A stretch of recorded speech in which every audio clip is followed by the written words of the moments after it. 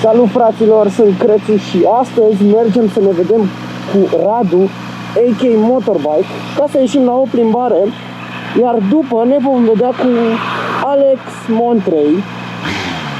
A zis că se duce să își spele motocicleta.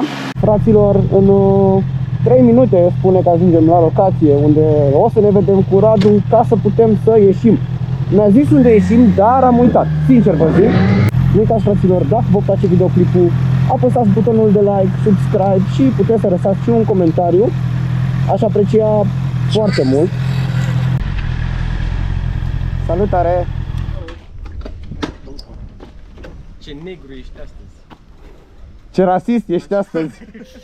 Îmbrăcat, ești complet alb închis. Da, zici că și eu sunt. Ce faci, domnule? Bă, deci adineauri l-am prins când era foarte fericit. Uitați ce conduce.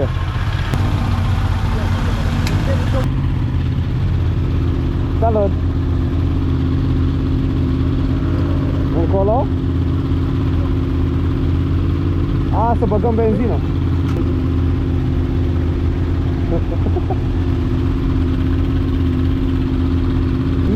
Are bani. Asta primează, da.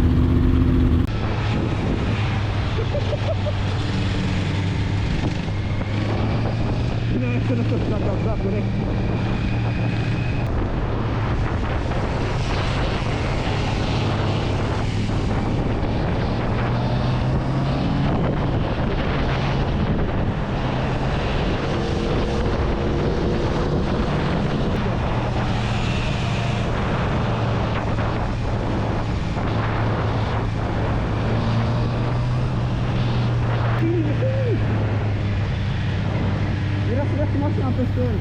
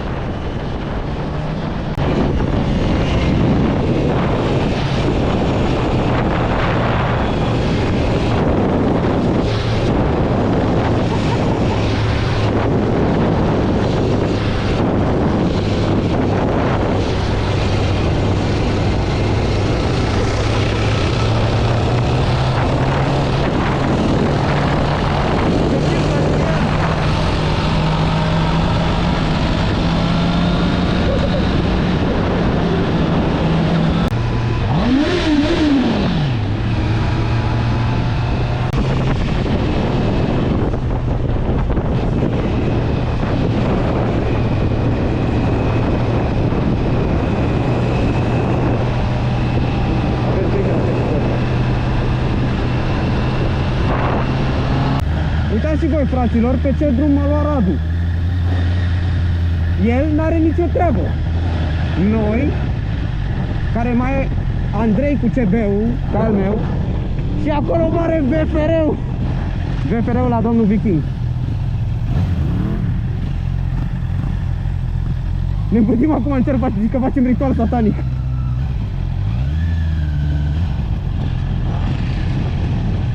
De ce ne împărțim? Unde ne-ai adus, tată? Can I call you daddy? Am mai arătat asta. La Jeff. Nu credeam ce că e daddy. Atunci poți să-ți spun mami? Datul Jeff.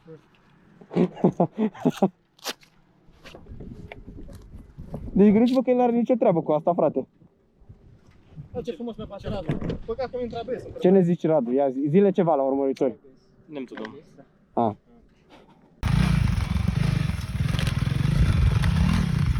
Ce ai zice, Tolanț? Mamă!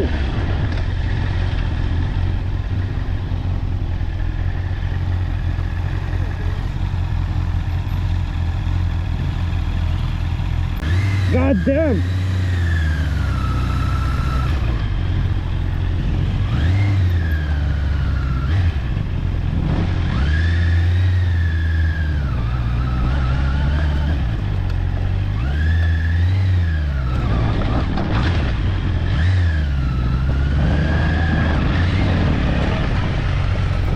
Intră traction-ul! Ia uite-l, mă! Radule, pe aici nu urc să moară! Hai că am urcat-o, e ok! Mai simplu. Tocmai ce a ajuns și Alex. Ce face Alex? Uite bine. Cum e motocicleta? Era să mor și eu pentru prima oară pe motocicletă. Dar am ajuns aici în pădure unde trebuie să mă furați voi de motocicletă și de echipament. M-au adus băieții aici într-un loc. Băi, da. Radu aici se plimbă. Prima oară când o văd. Da, am avut și motocicletă. Cred că mă întorc cu tine acasă. Hai.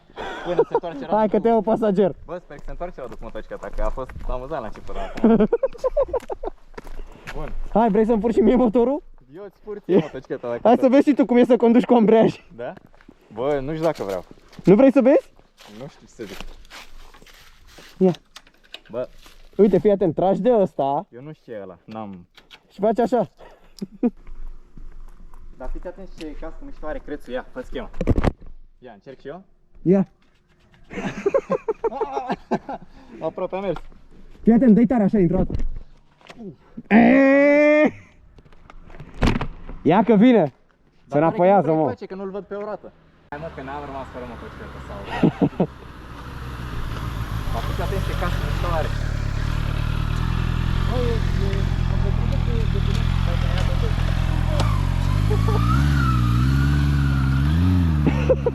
A plecat cu ea iar.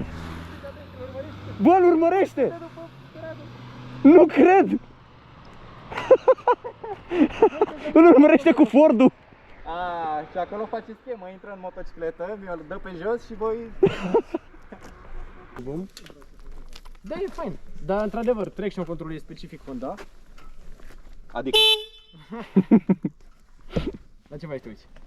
La far. Adică ce are traction? Nu, e genial. Bă, arată super bine motoreta asta. Și de jos se vede bine în ea? Și acum am de fază lungă, gen să mă chiorească. Băi, cu cine crezi, mă, că glumești? Joci, mă, măcar.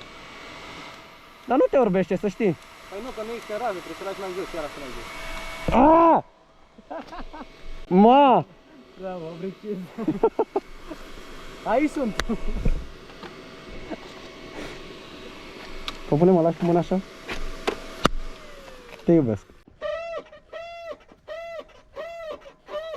Radu, te ăștia mai... Da, poți să pleci, într-adevăr, cu aceasta de până. Dar nu e natural. Nu e ceva natural. Uite, vezi? Ești în a 6-a pe loc. Da, poți să nu-ți place aici. Băi, a plecat cu a 6-a! Hai că am avut și... Ai avut și motor? Am avut și motor, dacă e... Băi, eu n-am plecat niciodată în a 6-a, dar acum știu că pot. Dacă a putut Radu, pot și... Bă, bine ar fi să nu. Nu știu dacă e recomandat, dar... Bine ar fi să nu. Acum aș aduce aminte de ce nu și-a luat sportivă.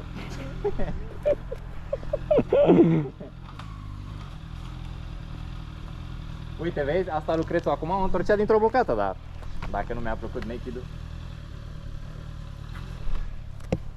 Îi plac fetele. Lui Alex îi plac fetele, de-aia nu și-a luat naked. Dar vezi că atragi mai mulți băieți cu asta.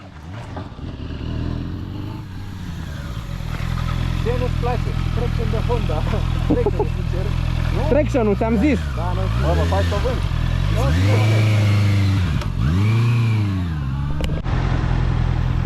Fraților, se duce bateria la GoPro. Am mai rămas cu foarte puțină. Astăzi am filmat cu Radu și cu Alex. O să vă las linkurile de la canalurile lor de YouTube, cât și pagina de Instagram. O să vă las în descriere. Vă mulțumesc enorm. Dacă v-a plăcut genul ăsta de episoade și mai vreți videoclipuri cu ei, nu uitați să bușiți butonul de like și cel de subscribe. Așa că zi faină, guys, și vă mulțumesc încă o dată pentru vizualizare. Ciao!